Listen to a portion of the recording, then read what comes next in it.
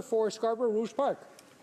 Thank you, Mr. Speaker, and I'd like to thank, of course, my friend from Saskatoon, Grasswood, for taking away 90% of my speech, but a very eloquent outline of the issues with respect to sickle cell. So I want to thank him for that. Let me begin, as always, by acknowledging that we're gathered here on the unceded lands of the Algonquin people.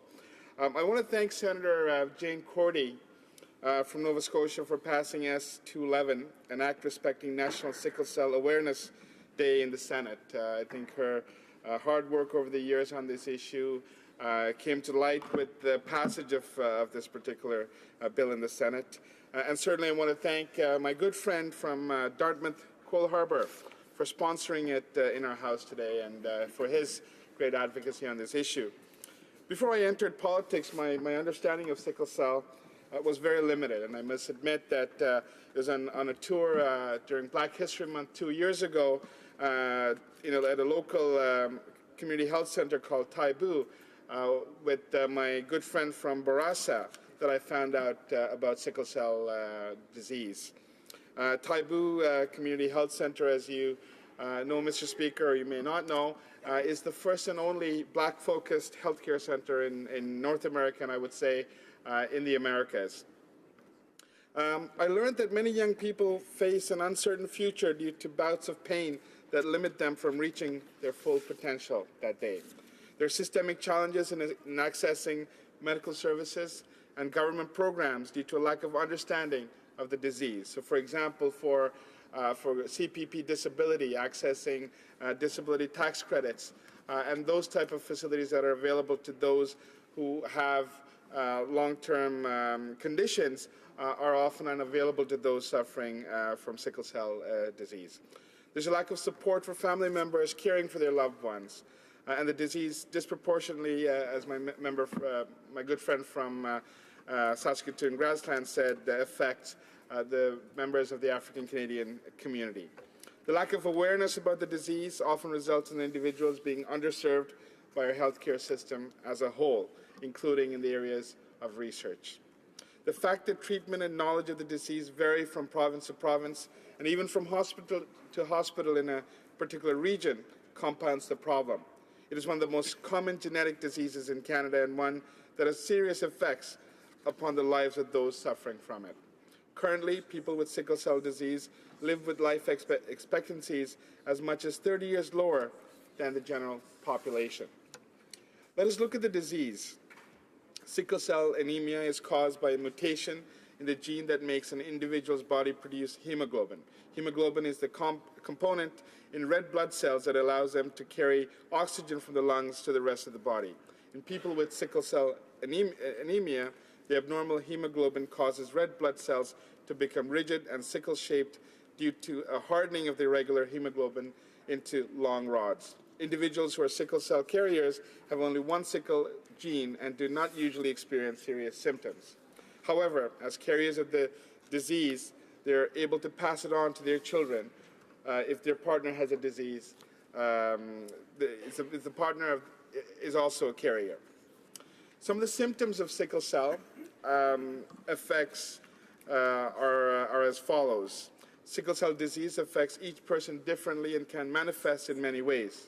For example, it may damage the spleen, cause bouts of pain, delay growth in children and adolescents, damage vision.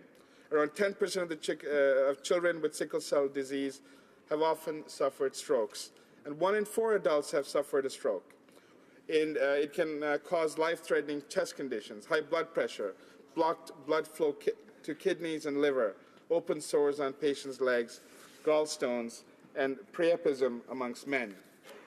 Treatment is often quite complicated. It can be treated in 2 ways, one by pain management or through blood transfusions. Unfortunately, both methods of treatment are not without side effects.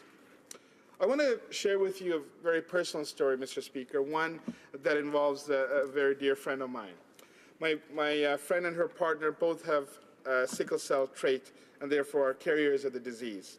Their first child was born in 2005, and at that time there was no mandatory pre-screening process for sickle cell disease in Ontario hospitals. It was not until a few months after his birth that they discovered that he was a carrier. By the time their second child was born, the process had changed significantly in Ontario. My friend and her partner received genetic counseling, and the process of testing children after birth had become standard in Ontario, as it would appear in Saskatchewan as well. This test, performed shortly after their second son's birth, revealed that he had inherited sickle cell trait from both of his parents and thus had sickle cell disease. This early detection provided my friend with the tools and counseling necessary to take control of the situation and ensure that their son received the care he needs. However, today, only 6 out of 10 provinces require early detection for sickle cell disease. Today, her second son is a relatively healthy boy, and the treatment he has had since his first acute chest crisis at age 1, hydroxyurea and daily amoxicillin as prophylaxis, have kept most of his symptoms at bay. Despite the young boy faring well for someone with sickle cell anemia, my friend and her family have nevertheless spent countless nights in the hospital and even more time taking him from doctors to doctors.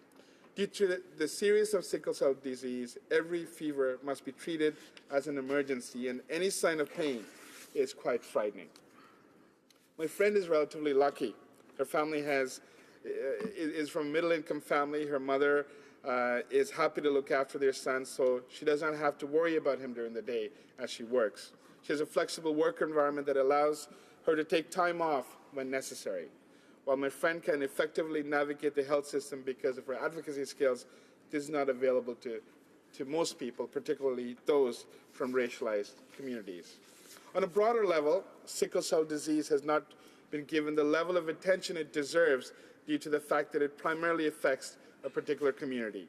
These communities, in particular the Black community, often face more than one level of discrimination. In Canada, second-generation Black Canadians face lower wages and almost twice the unemployment rate when compared to other Canadians.